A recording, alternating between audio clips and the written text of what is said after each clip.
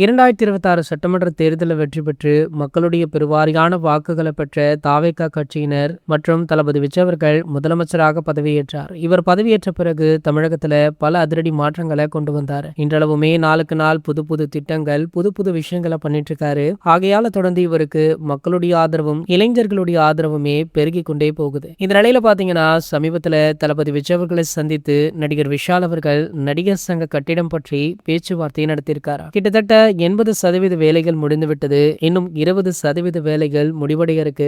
இனாகிரேஷனுக்கு தளபதி விஜய் அவர்களை தான் இன்வைட் பண்ணியிருப்பதாக சொல்லப்படுது. தளபதி விஜய் அவர்கள் மட்டுமல்ல, இந்த நடிகர் சங்க கட்டிடத்துடைய அடிக்கல் நாட்டு விழாவில் சூப்பர் ஸ்டார் ரஜினிகாந்த் மற்றும் கமலஹாசன் அவர்களுமே கலந்து கொண்டாங்க. ஆகையால அவங்களும் கண்டிப்பாக கலந்து கொள்வாங்க அப்படின்ற தகவல் வைரல் ஆகிட்டு இருக்கு. இந்த 3 முக்கிய பிரபலங்கள் மட்டுமல்ல, தமிழ் சினிமாவை சேர்ந்த அத்தனை ஸ்டார்களுமே இந்த விழாவில் நேரடியாக கலந்து கொள்ள இருக்காங்களாம். ஆகையால இந்த விழாவை எதிர்நோக்கி ரசிகர்கள், பொதுமக்கள் ஆவலுடன் காத்துட்டு இருக்காங்க. இது போன்ற செய்திகளை பத்தி நீங்க உடனே தெரிஞ்சுக்க நம்ம சேனலை மறக்காம சப்ஸ்கிரைப் பண்ணிக்கோங்க.